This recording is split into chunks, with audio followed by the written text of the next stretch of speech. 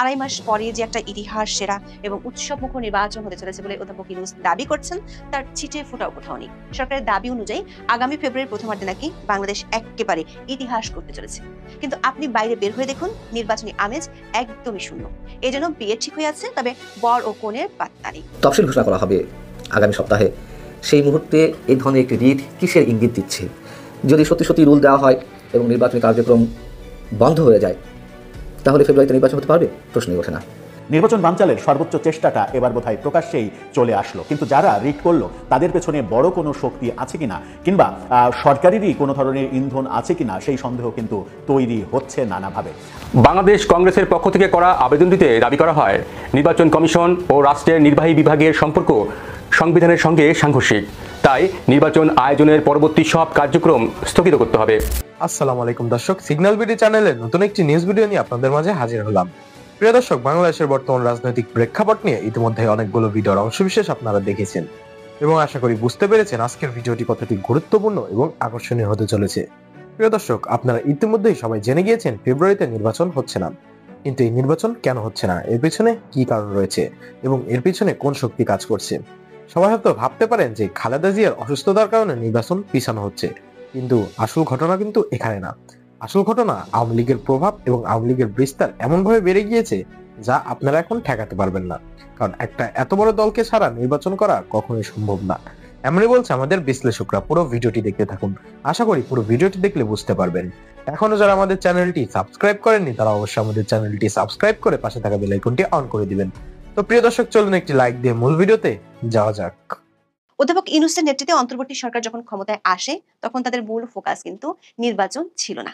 নির্বাচনের কথা শুনলেই সরকারের পারিষদেরা চটে যেতেন। তাদের প্রধান লক্ষ্য ছিল সংস্কার, তারপর আওয়ামী লীগ নেতৃত্বের বিচার, আর সবশেষ প্রায়োরিটি ছিল নির্বাচন। এমনকি প্রধান উপদেষ্টা ডক্টর মোহাম্মদ ইউনূস তো সাক্ষাৎকারের দাবি করে বসেছিলেন দেশের অনেকে তাকে 5 থেকে 10 বছর, এমনকি 50 বছর পর্যন্ত ক্ষমতায় দেখতে চায়। কিন্তু দর্শক, সময় কারোর জন্য অপেক্ষা করে না। সময়ের সঙ্গে সঙ্গে বিএনপি নির্বাচনের ব্যাপারে চাপ বাড়াতে থাকে। শেষ পর্যন্ত গত জুনে লন্ডন বৈঠক শেষে আগামী ফেব্রুয়ারিতে নির্বাচনের সরকারি ঘোষণা আসে। কিন্তু সেই নির্বাচন কিভাবে হবে, কাদের নিয়ে হবে, কেমন হবে, এসব অনেক বিষয়ের সমাধান এখনো হয়নি। আর ঠিক এই পরিস্থিতিতে 3রা ডিসেম্বর ন্যাশনাল ডিফেন্স কলেজের এক অনুষ্ঠানে প্রধান উপদেষ্টা অধ্যাপক ইউনূস সশস্ত্র বাহিনীর সদস্যদের প্রতি আহ্বান জানিয়ে বলেছেন, আগামী ফেব্রুয়ারিতে জাতীয় নির্বাচন ও গণভোটে সত্যি একটি ঐতিহাসিক ভূমিকা পালন করতে হবে। এটি শুধু একটি ঐতিহাসিক মুহূর্ত হবে না, বরং শান্তিপূর্ণ ও উৎসবমুখর পরিবেশে ভোট গ্রহণ নিশ্চিত করবে। তিনি চান ভোটাররা যেন উৎসবমুখর পরিবেশে ভোট দিয়ে দেশের ভাগ্য পরিবর্তনের ঐতিহাসিক মুহূর্তে অংশ নেন। প্রশ্ন হলো, যে নির্বাচনকে ঘিরে রাজনৈতিক উত্তাপ নেই আড়াই মাস আগেও, যে নির্বাচন নিয়ে মানুষের প্রধান আলোচনা জীবন জীবিকার সংকট, তাকে জোর করে উৎসবমুখর বানাতে গেলে কি সত্যি উৎসবের রং লাগবে?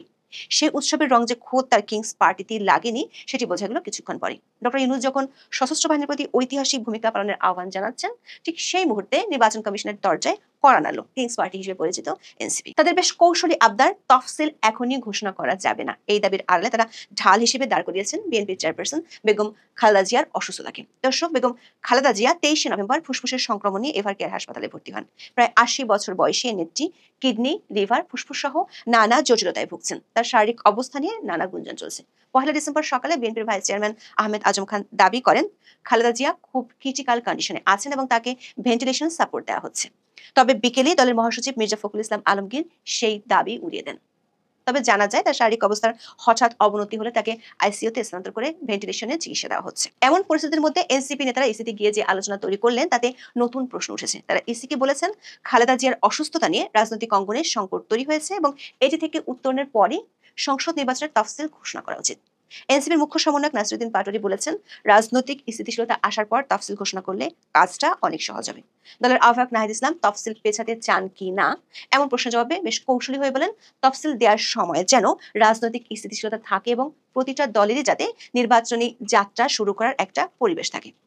এখন প্রশ্ন হলো, সরকার যেখানে প্রায় প্রতিদিন দাবি করছে দেশে কোনো রাজনৈতিক সংকট নেই, সেখানে কিংস পার্টি কেন অন্য কথা বলছে? রাজনৈতিক পরিবেশ না থাকার বিষয়টি সামনে এনে তারা কি ইঙ্গিত দিতে চাইছে? বিশেষ করে খালেদা জিয়ার স্বাস্থ্যগত যে অবস্থার কথা শোনা যাচ্ছে, সে অবস্থা থেকে উত্তরণ করতে অনেক সময় লাগার কথা। সেক্ষেত্রে এনসিপিকে ফেব্রুয়ারি ভোটই পেছনের ইঙ্গিত দিচ্ছে।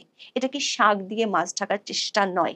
তারা একটি বৈধ কারণ দেখাচ্ছেন, কিন্তু এর আসল লক্ষ্য কি নির্বাচনকে অনিশ্চয়তার দিকে ঠেলে দেওয়া নয়। দর্শক, আপনাদের নিশ্চয়ই মনে আছে এর আগেও এনসিপি জাতীয় নির্বাচনের আগে গণভোটের দাবি তুলেছিল। একই দাবিতে দেশের বিভাগীয় শহরে সমাবেশ করেছে জামাত। এনসিপি একই দিনে দুটি ভোটের বিরোধিতা আপাতত না করলেও দলটি এখনো পর্যন্ত জুলাই সনদে সই করেনি। আর ইসিতে গিয়ে খালেদা জিয়ার ইস্যুকে সামনে এনে তাফসিল পেছনের পরোক্ষ দাবি নির্বাচন পেছানোর ইঙ্গিত কিনা সেই প্রশ্ন নতুন করে উঠেছে। দর্শক, পরিস্থিতি আরো জটিল হলো একই দিনে হাইকোর্টে করা একটি রিটের মাধ্যমে। বাংলাদেশ কংগ্রেসের মহাসচিব ইয়ারুল ইসলাম হাইকোর্টে রিট করেছেন। এর উপর শুনানি হতে পারে আগামী সপ্তাহে। রিটে বলা হয়, নির্বাহী বিভাগের ব্যক্তি দিয়ে নির্বাচন কমিশন সচিবালয় ও নির্বাচন পরিচালনা সংবিধানের সঙ্গে সাংঘর্ষিক।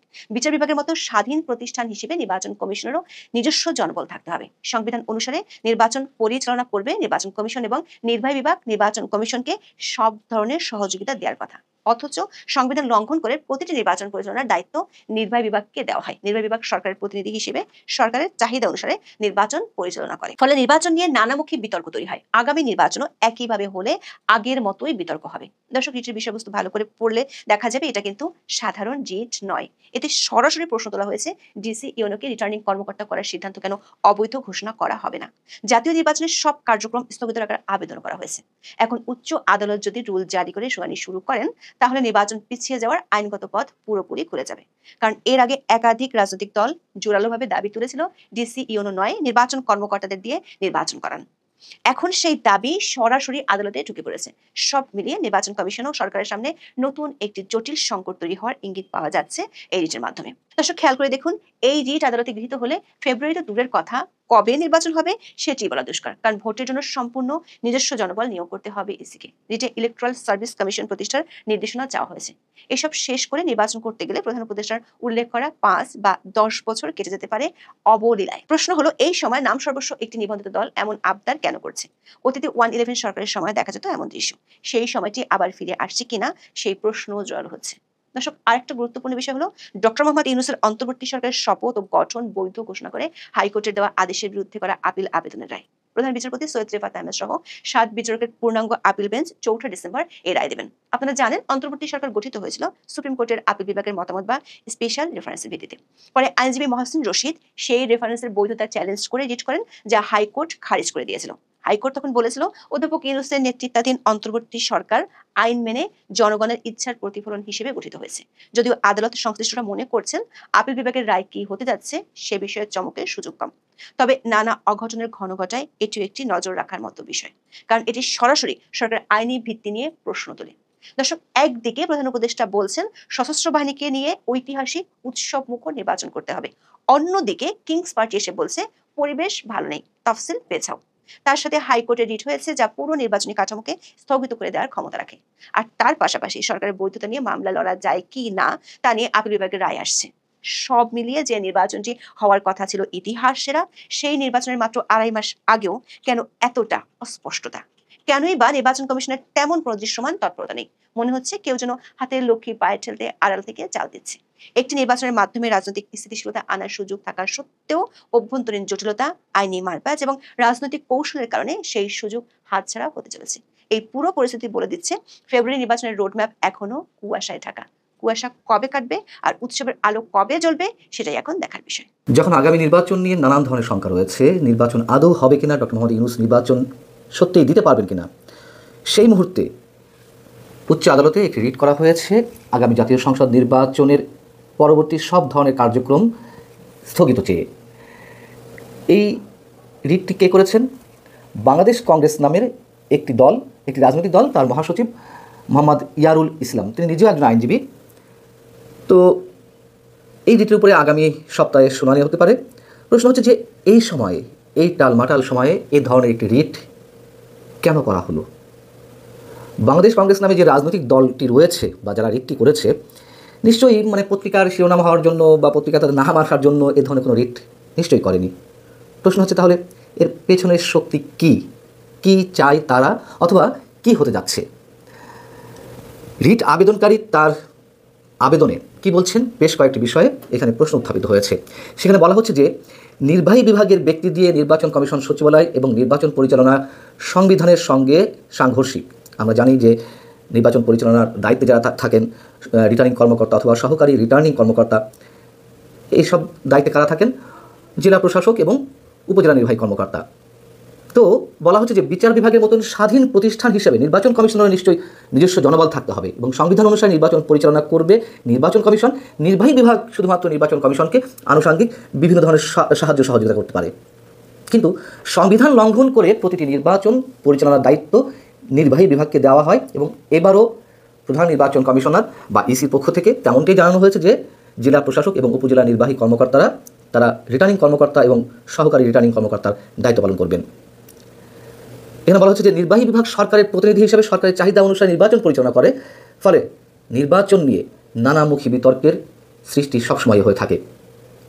রিটের প্রার্থনায় যেটি বলা হয়েছে যে জাতীয় সংসদ নির্বাচনে জেলা নির্বাচন কর্মকর্তাদের পরিবর্তে জেলা প্রশাসকদের রিটার্নিং কর্মকর্তা এবং উপজেলা নির্বাচন কর্মকর্তাদের পরিবর্তে উপজেলা নির্বাহী কর্মকর্তাদের সহকারী রিটার্নিং কর্মকর্তা হিসেবে কেন আইনগত কর্তৃত্ব বহির্ভূত ঘোষণা করা হবে না এ বিষয়ে রুল চাওয়া হয়েছে।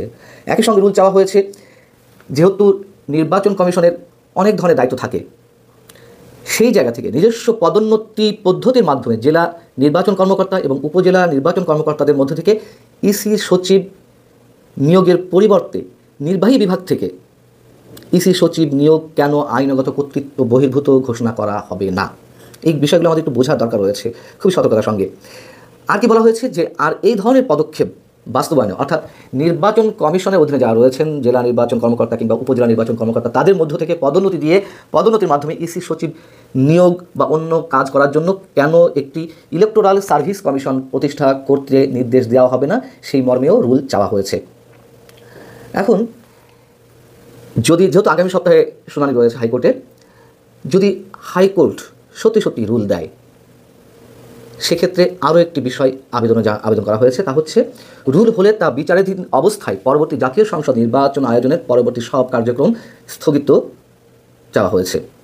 আর এতে প্রধান নির্বাচন কমিশনারকে বিবাদী করা হয়েছে। এই কথা তো সত্য যে বর্তমানে নির্বাহী বিভাগ তাদের আস্থা, গ্রহণযোগ্যতা এবং দায়িত্ববোধ হারিয়ে ফেলেছে।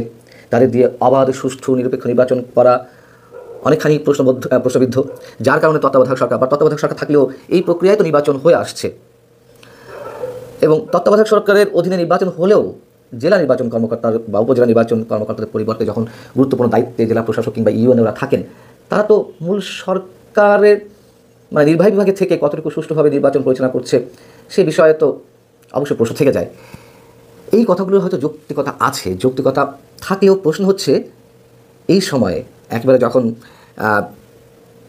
তফসিল ঘোষণা করা হবে আগামী সপ্তাহে, সেই মুহূর্তে এই ধরনের একটি রিট কিসের ইঙ্গিত দিচ্ছে? যদি সত্যি রুল দেওয়া হয় এবং নির্বাচনী কার্যক্রম বন্ধ হয়ে যায় তাহলে ফেব্রুয়ারিতে নির্বাচন হতে পারবে? প্রশ্নই ওঠে না। এমনিতেই শুরুতে বলছিলাম যে নানান ধরনের সংখ্যা রয়েছে, নানান ধরনের খেলা চলছে। দেশীয় শক্তি যেগুলো রয়েছে তাদের সঙ্গে আন্তর্জাতিক শক্তি নিশ্চয়ই খেলছে। শোনা যাচ্ছে এমন গুঞ্জন যে ভারত এবং যুক্তরাষ্ট্র আওয়ামী লীগকে রাজনৈতিকভাবে ফিরিয়ে আনতে এবং নির্বাচনে তাদের অংশগ্রহণ নিশ্চিত করতে তারা নানান ধরনের পদক্ষেপ নিয়েছে। এর মধ্যে আবার তত্ত্বাবধায়ক সরকার ব্যবস্থাও ফিরে এসেছে, যদিও তা চতুর্দশ সংসদ নির্বাচন থেকে এটি কার্যকর হবে বা ওই সময় গিয়ে তত্ত্বাবধায়ক সরকারের অধীনে গিয়ে সেই নির্বাচন অনুষ্ঠিত হবে। ত্রয়োদশ সংসদ নির্বাচন বা আগামী সংসদ নির্বাচন তত্ত্বাবধায়ক সরকারের অধীনে হবে না। কিন্তু বাস্তবতা হচ্ছে এরকম একটি নির্দেশনা হাইকোর্টে রয়েছে, কিন্তু মূল বিষয় হচ্ছে তত্ত্বাবধায়ক সরকার ব্যবস্থা ফিরে এসেছে। যদি কিনা মূল রাজনৈতিক দলগুলো বা কোনো এক বিশেষ শক্তির হাতের ইশারায় মোটামুটি এমন একটা সিদ্ধান্তে পৌঁছানো যায় যে না, এই নির্বাচন বা ত্রয়োদশ জাতীয় সংসদ নির্বাচন থেকেই সব কার্যক্রম তত্ত্বাবধায়কের অধীনে হবে, তাহলে তো কোনো প্রশ্ন ওঠার কথা নয়। আজকে আদালতে রিট করা হলো নির্বাচন স্থগিত চেয়ে। নির্বাচন বানচালের সর্বোচ্চ চেষ্টাটা এবার বোধহয় প্রকাশ্যেই চলে আসলো, কিন্তু যারা রিট করলো তাদের পেছনে বড় কোনো শক্তি আছে কিনা কিংবা সরকারেরই কোনো ধরনের ইন্ধন আছে কিনা সেই সন্দেহ কিন্তু তৈরি হচ্ছে নানাভাবে। বিবিসি বাংলা ব্যাপারটা নিশ্চিত করছে, বিবিসির শিরোনামটা দেখলেই বুঝতে পারবেন। সেখানে বলা হচ্ছে ত্রয়োদশ জাতীয় নির্বাচন স্থগিত চেয়ে হাইকোর্টের রিট। কারা রিট করেছে খবরের বিস্তারিত যদি যাই তাহলে আমরা দেখতে পারি যে ত্রয়োদশ জাতীয় সংসদ নির্বাচন আয়োজনের পরবর্তী সব কার্যক্রম স্থগিত চেয়ে রিট আবেদন করা হয়েছে। বাংলাদেশ কংগ্রেস এই দলটির মহাসচিব আইনজীবী মোহাম্মদ ইয়ারুল ইসলাম হাইকোর্টের সংশ্লিষ্ট শাখায় আজকে রিট করেছেন। বাংলাদেশ কংগ্রেস দল বিচারপতি শিকদার মাহমুদুর রাজি এবং বিচারপতি রাজিউদ্দিন আহমেদের সমন্বয়ে গঠিত হাইকোর্ট বেঞ্চে আগামী সপ্তাহে এই রিটের উপরে শুনানি হবে, তিনি জানিয়েছেন ইয়ারুল ইসলাম।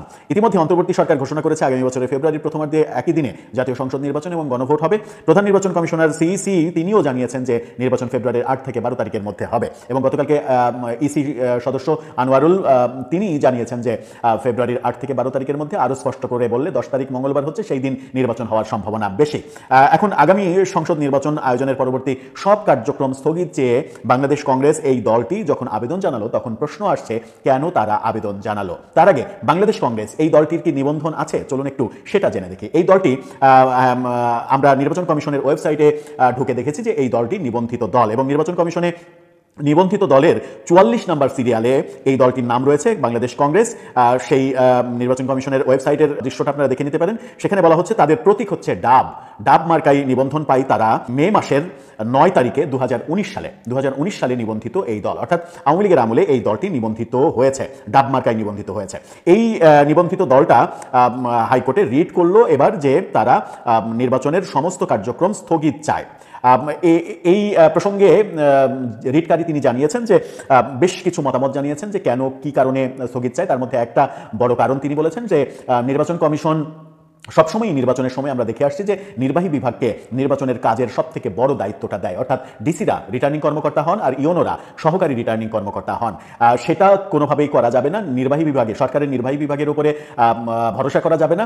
নির্বাচন কমিশনের যে জেলা কর্মকর্তা, জেলা নির্বাচন কর্মকর্তা, তাকে রিটার্নিং কর্মকর্তা বানাতে হবে, এবং উপজেলা নির্বাচন কর্মকর্তাকে সহকারী রিটার্নিং কর্মকর্তা, অর্থাৎ নির্বাচনের মূল দায়িত্ব জেলা নির্বাচন কর্মকর্তা এবং উপজেলা নির্বাচন কর্মকর্তা তাদেরকে দিতে হবে। কোনোভাবেই সরকারের নির্বাহী বিভাগকে নির্বাচনের সঙ্গে নির্বাচনের মূল দায়িত্বে দেওয়া যাবে না, এরকম মতামত তিনি ব্যক্ত করেছেন। এটা সহ বেশ কিছু চাহিদা রয়েছে যে এগুলোর ব্যত্যয় ঘটছে, এগুলোর ব্যত্যয় ঘটাচ্ছে নির্বাচন কমিশন, সেই কারণেই তিনি নির্বাচন স্থগিত চেয়েছেন, নির্বাচন হতে দিতে চান না তিনি।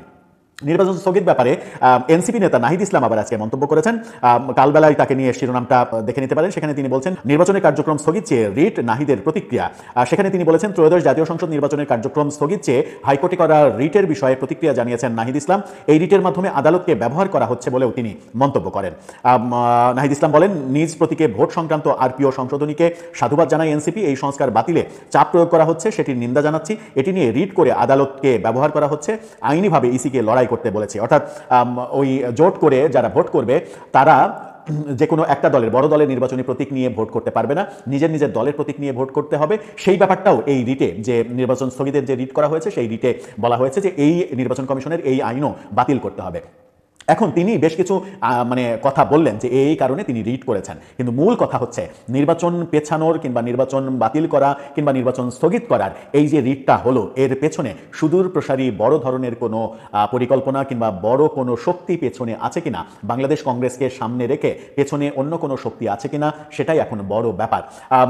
নাহিদ ইসলাম যে মন্তব্য করেছেন, আমরা দেখেছি যে গত কয়েক মাস না, গত 15-16 মাস ধরেই একটা আলোচনা হচ্ছে যে এই সরকার 5 বছর 10 বছর ক্ষমতায় দেখতে চায় কোনো পক্ষ, কোনো রাজনৈতিক পক্ষ, এবং সরকারের রাজনৈতিক মিত্র হিসেবে যারা পরিচিত, বিশেষ করে দুইটা দল, একটা নতুন দল এবং একটা ইসলামী দল, এই দুটো দল নির্বাচন বিলম্বিত হোক, নির্বাচন এই সময়ে দরকার নেই, এটা তারা চায় বলে নানাভাবে আলোচনা হয়েছে।